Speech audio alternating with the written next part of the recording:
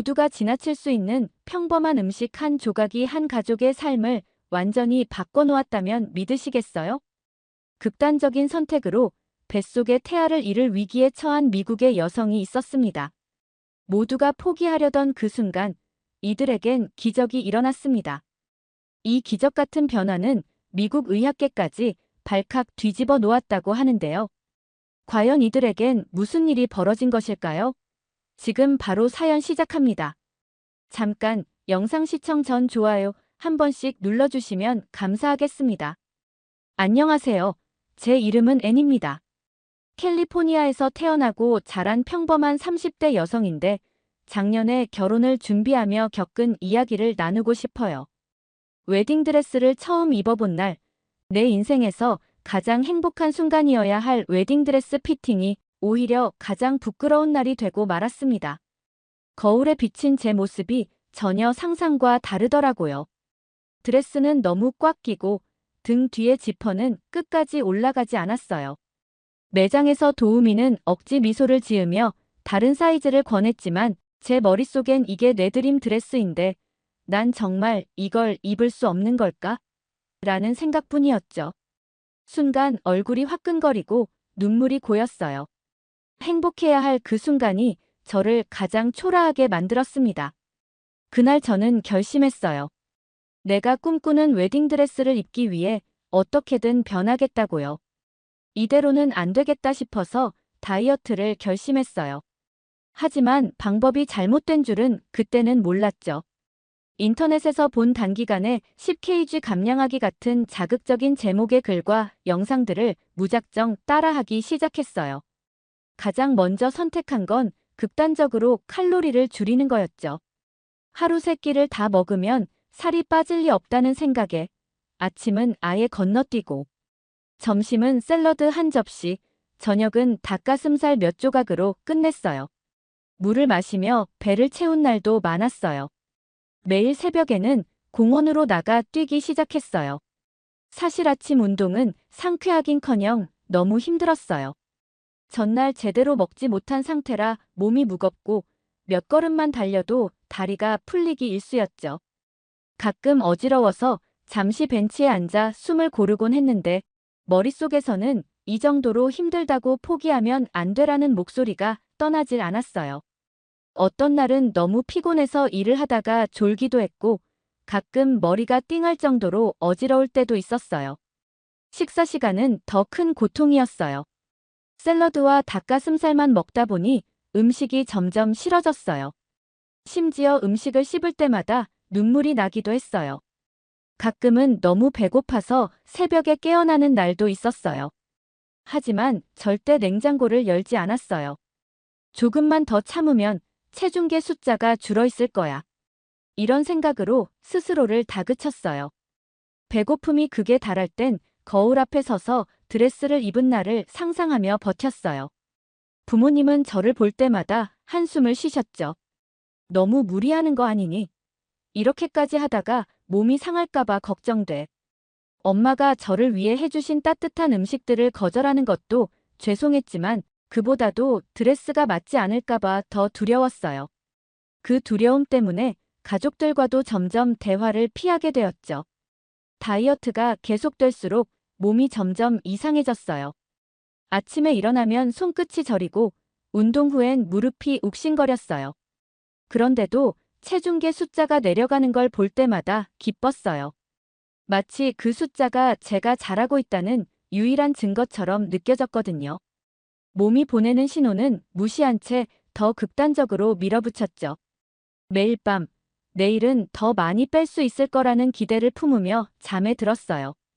그렇게 몇 달이 지나고 드디어 체중이 10kg 줄었을 때 제일 먼저 웨딩드레스를 다시 입어보러 갔어요. 딱 맞는 드레스를 입은 제 모습을 보며 한편으로는 안도했지만 마음 한구석엔 만족스럽지 않은 감정이 자리 잡더라고요. 여기서 멈추면 안 돼. 더 완벽해지고 싶어.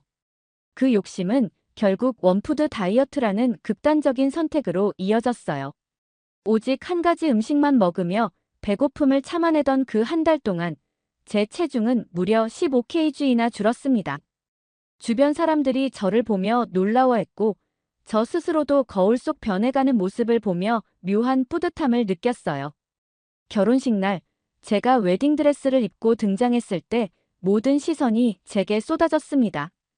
주변의 칭찬과 감탄이 가득한 그 순간은 제가 상상했던 그대로였죠. 신랑은 저를 바라보며 정말 아름답다며 미소를 지었고, 저는 그 순간만큼은 세상 누구보다 행복했습니다. 하지만 그 행복 뒤에는 제 몸과 마음에 남은 상처를 제대로 마주할 용기가 필요하다는 걸 그땐 아직 몰랐어요. 완벽한 결혼식을 치르고 신혼여행까지 다녀온 후 저는 정말 행복한 신혼생활을 즐기고 있었어요. 하지만 시간이 지나면서 제 몸에 이상한 변화들이 나타나기 시작했죠. 처음엔 단순히 피곤한 거라고 생각했어요. 신혼집을 꾸미고 새로운 생활에 적응하느라 바빴으니까요. 그런데 점점 증상이 심해졌어요. 평소 잘 걸리지 않던 감기가 한 달 내내 낫지 않더니 목이 부어오르고 온몸에 두드러기 같은 발진이 생기기 시작했어요. 급기야 밤에는 열이 오르고 낮에는 손발이 저리거나 아플 정도로 몸이 말을 듣지 않았어요. 단순히 피곤해서 그런 거라고 생각했지만 점점 심해지는 증상에 결국 병원을 찾게 되었어요. 검사 결과를 들고 들어온 의사는 뜻밖의 소식을 전했어요. 임신이군요. 순간 머리가 멍해지면서도 감사한 마음이 밀려왔어요. 전혀 예상치 못한 일이었지만 저와 신랑은 새로운 생명이 찾아왔다는 사실에 기뻐했죠. 이제부터는 나를 위해서가 아니라 아기를 위해 더 잘해야겠다는 다짐을 하며 의사의 조언을 듣는데 그 다음 말이 가슴을 철렁 내려앉게 만들었습니다. 그런데 산모의 영양 상태가 너무나도 나쁩니다.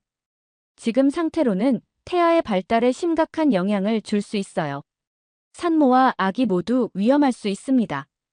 의사의 목소리는 단호했어요. 좋은 영양소를 골고루 섭취하고 반드시 균형 잡힌 식단을 지켜야 합니다. 저는 아기를 위해서라도 먹어야겠다는 생각으로 잘 먹으려고 노력했어요. 하지만 이상하게도 입에 음식이 들어가지 않았어요. 처음에는 입덧 때문이라고 생각했지만 입덧이 끝나야 할 시기가 지나도 상황은 나아지지 않았습니다. 음식을 보면 이상하게 속이 메스꺼웠고 억지로 먹어도 금방 체하거나 구토를 하곤 했죠. 병원을 다시 찾았을 때 의사는 제게 무거운 경고를 했습니다. 산모가 제대로 영양을 섭취하지 않으면 태아에게 심각한 문제가 생길 수 있습니다. 아기가 성장하지 못할 수도 있고 최악의 경우엔 유산으로 이어질 수 있어요. 그 말을 듣는 순간 머릿속이 하얘지면서 내가 아기를 위험에 빠뜨리고 있구나 하는 죄책감이 밀려왔어요. 그러나 마음만큼 몸이 따라주지 않았습니다. 몇 주 후 정기검진에서 의사는 한숨을 쉬며 다그치듯 말했습니다. 태아의 발달이 심각하게 느려지고 있습니다. 산모님, 이게 다 영양 상태가 너무 나빠서 생긴 문제입니다. 지금까지 뭘 드시기는 한 건가요? 왜 이렇게까지 상태가 악화된 겁니까? 의사의 날 선말에 눈물이 나올 것 같았지만 저는 아무 말도 하지 못했어요. 그날 병원에서는 급히 영양주사를 맞고 집으로 돌아왔습니다. 몸은 한결 가벼워진 것 같았지만 마음 한구석엔 불안과 죄책감이 가득했습니다. 그 후로 저는 정말 갖은 노력을 다 해봤습니다. 인터넷에서 산모에게 좋은 음식을 찾아보고 의사가 권한 영양 보충제도 복용했어요. 신랑도 제 곁에서 힘이 되어주려 애썼죠. 하지만 문제는 제 몸이 이미 한계에 다다랐다는 거였어요. 다이어트로 인해 망가진 몸은 조금씩 좋아지는 것 같다가도 금세 무너졌고 먹는 족족 속이 불편하거나 체하는 일이 반복됐습니다. 결국 어느 날 아침 저는 더 이상 몸이 버티지 못하고 쓰러졌어요. 식탁에 앉아 억지로 밥을 먹으려던 순간 갑자기 눈앞이 캄캄해지며 의식을 잃었죠.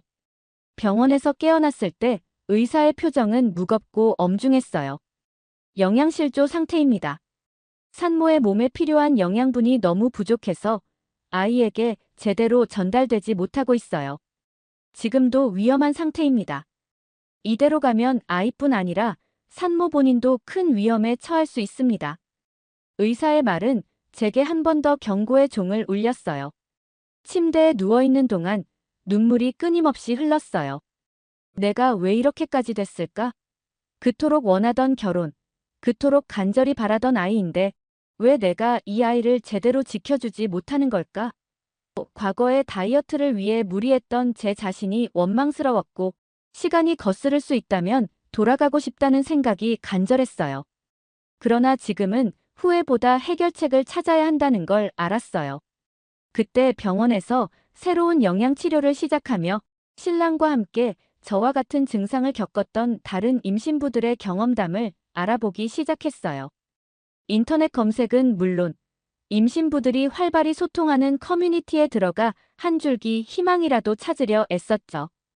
어떻게 이 상황을 극복할 수 있을지, 어떤 방법들이 효과가 있었는지 정말 다양한 이야기들을 읽어내려갔어요. 그러던 중 몇몇 댓글에서 공통적으로 언급된 한 가지가 눈에 띄었어요. 한국의 발효식품이 정말 효과가 좋아요.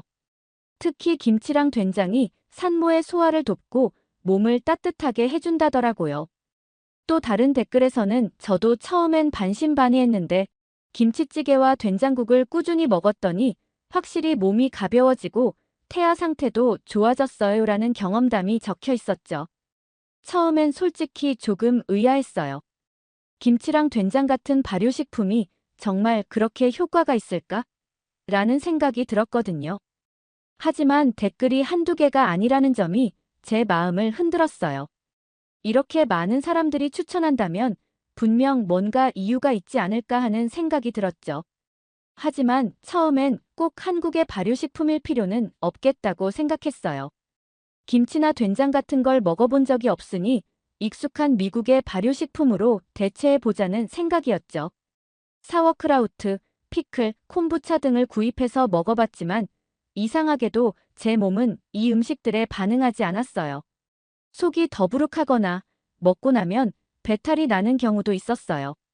몸 상태는 여전히 나아지지 않았고 매일 밤 이렇게 가다가는 아이도 나도 어떻게 될지 모르겠다는 불안감에 잠을 이루기 어려웠죠. 결국 마지막 지푸라기를 잡는 심정으로 한국의 발효식품을 시도해보기로 결심했고 신랑과 함께 근처에 있는 한인마트를 찾았습니다. 한인마트를 처음 방문했을 때는 솔직히 조금 어색했어요. 낯선 한국어 간판과 익숙하지 않은 재료들 사이에서 어떻게 시작해야 할지 몰라 한참을 두리번거렸죠. 그때 직원 한 분이 다가와 친절히 말을 걸어주셨어요. 산모님이세요? 김치랑 된장이 필요하시다면 이쪽으로 안내할게요. 직원분은 저를 반갑게 맞으며 물었습니다.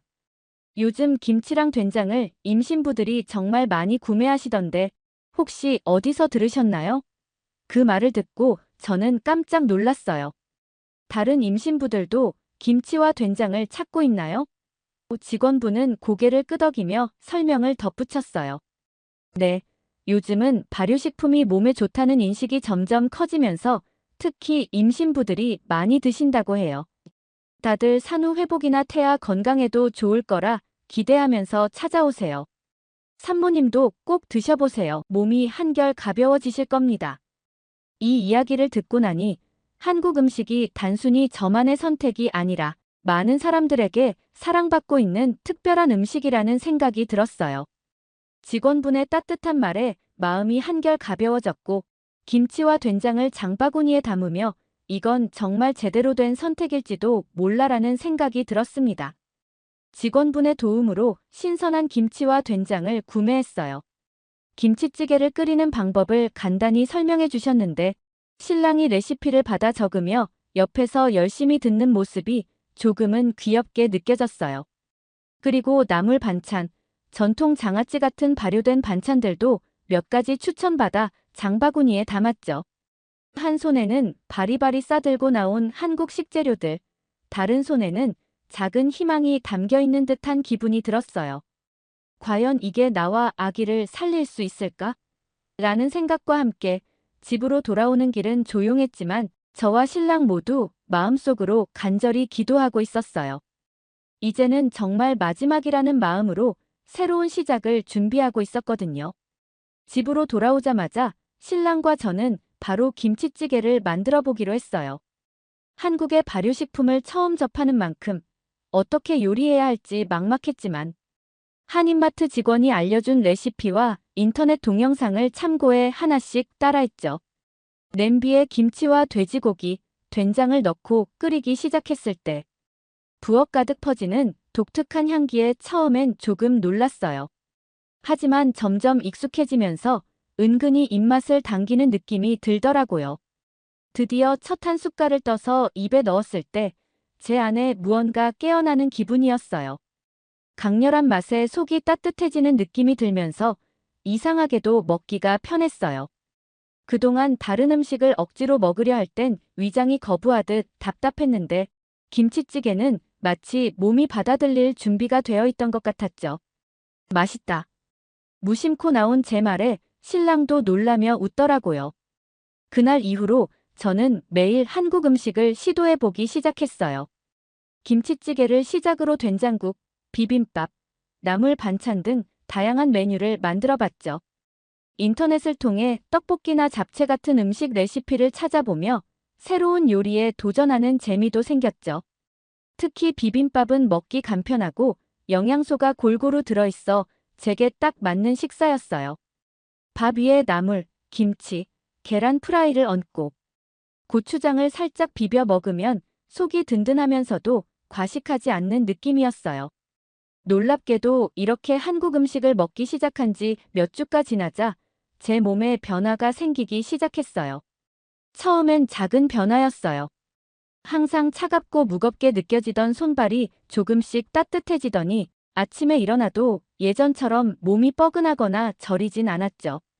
그동안 밤마다 뒤척이며 잠을 이루지 못하던 제가 어느 날 밤에는 처음부터 끝까지 단 한 번도 깨지 않고 깊은 잠을 자고 일어났어요. 그날 아침의 상쾌함을 아직도 잊을 수가 없어요. 마치 제 몸이 고맙다며 속삭이는 것 같았거든요. 한국 음식을 먹으며 느끼던 편안함은 단순히 몸의 변화에 그치지 않았어요. 식사를 하고 나면 속이 부대끼거나 더부룩하지 않고 오히려 가벼운 느낌이 들었죠. 김치와 된장찌개 같은 발효식품이 제 소화를 돕고 몸에 쌓였던 부담을 덜어준다는 걸 매일매일 실감했어요.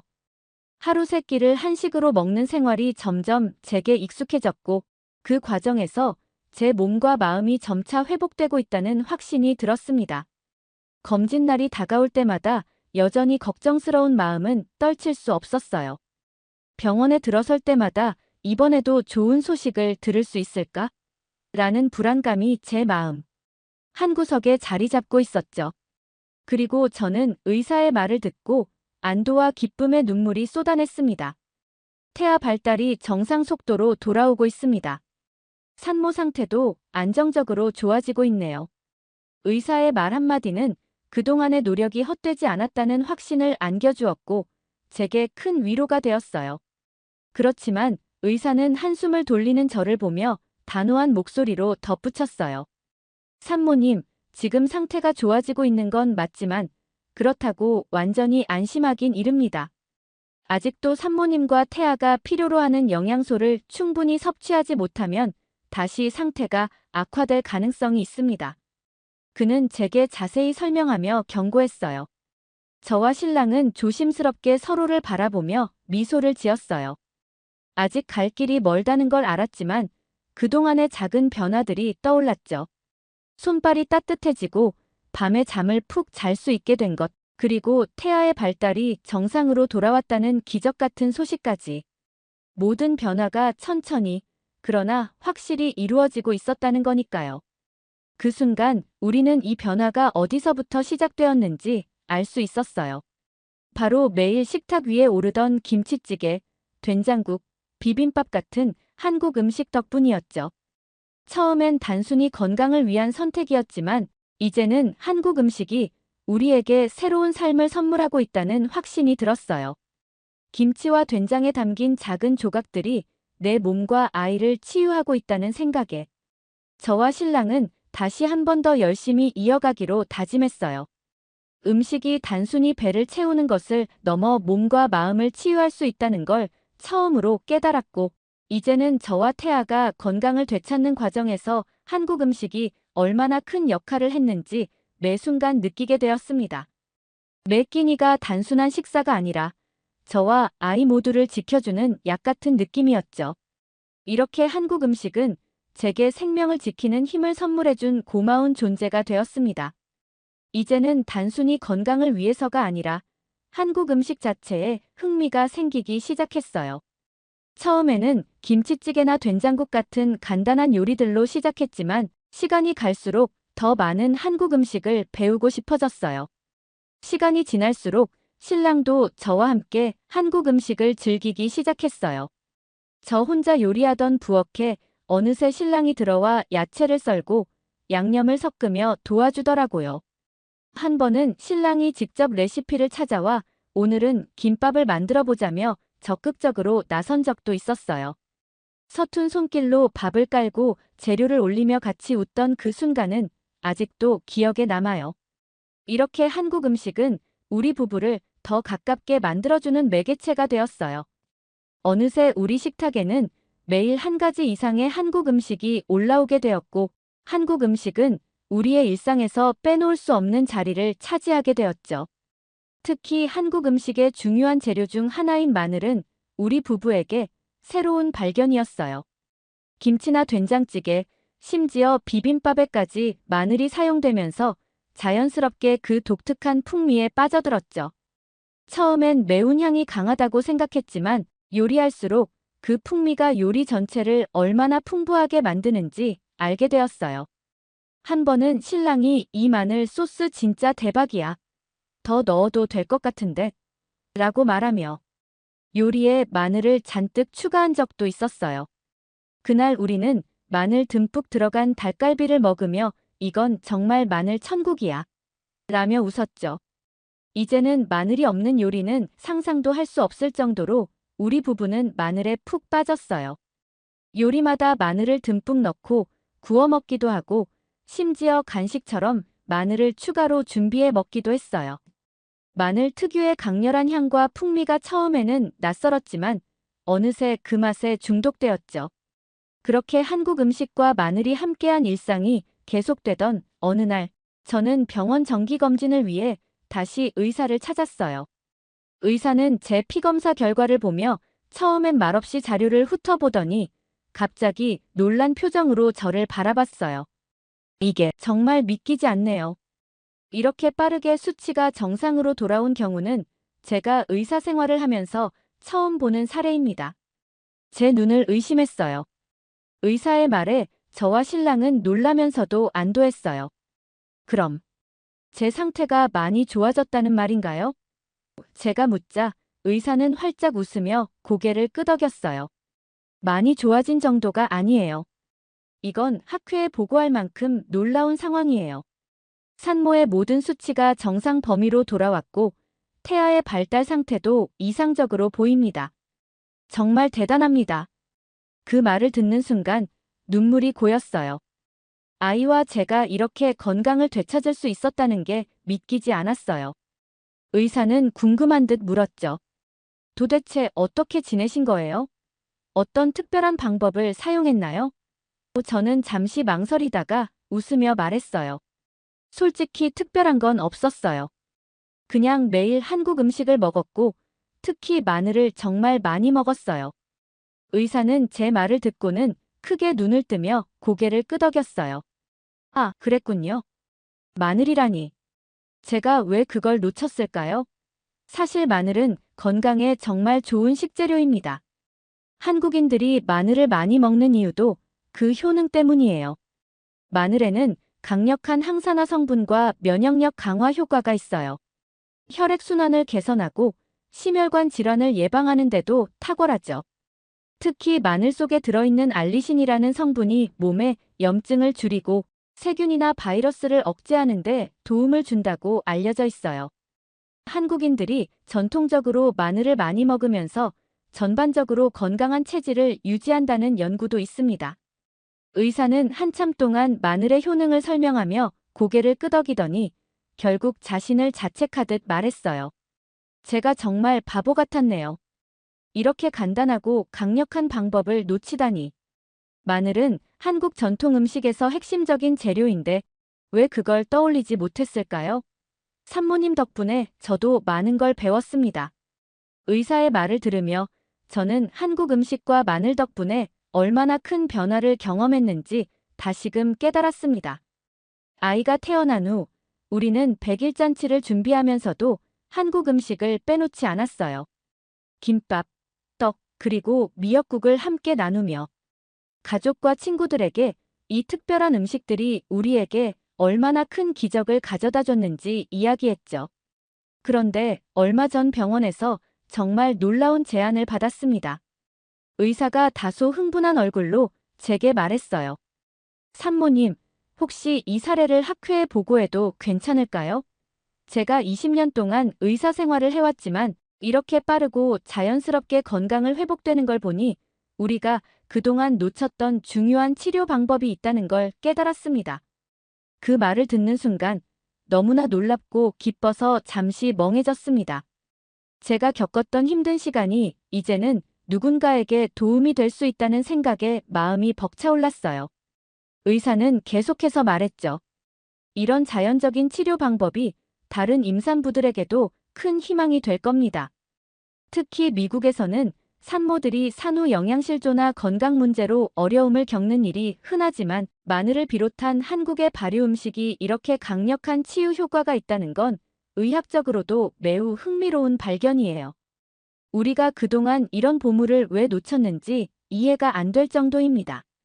의사의 흥분된 말투를 듣는 내내 저는 마치 영화 속 주인공이 된 기분이었어요.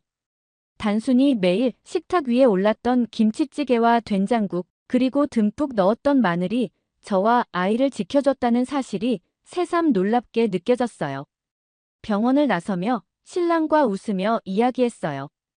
우리가 먹은 김치찌개랑 마늘이 이제 학회 발표까지 가게 됐네. 신랑도 크게 웃으며 우리 밥상이 의학 발전에 기여하다니 정말 대단하지 않아? 라고 농담을 던졌죠. 이 모든 게 우리 가족에게만 해당하는 특별한 이야기가 아니라 다른 사람들에게도 희망과 도움이 될 수 있다는 게 너무나 기뻤어요. 한국 음식이 우리에게 준 건강과 행복이 이제는 다른 이들에게도 전해질 거라는 생각에 마음이 따뜻해졌습니다. 이것만큼 해피엔딩이 또 있을까요? 오늘의 사연, 어떻게 들으셨나요? 단순히 식탁 위에 오르는 음식이 한 가족에게 기적 같은 변화를 가져다 줄 수 있다는 이야기가 정말 놀랍지 않나요? 한국 음식, 특히 발효식품과 마늘이 가진 힘을 다시금 느끼게 되는 이야기였습니다. 한국 음식은 단순한 음식이 아니라 누군가에게는 삶의 희망이 되고 치유가 될 수 있다는 사실이 너무도 감동적입니다. 이 사연이 여러분께도 작은 희망과 따뜻함을 전해주었기를 바랍니다. 오늘의 사연이 좋으셨다면 구독과 좋아요를 눌러주세요. 더욱더 감명 깊은 사연으로 찾아뵙겠습니다. 끝까지 시청해주셔서 감사합니다.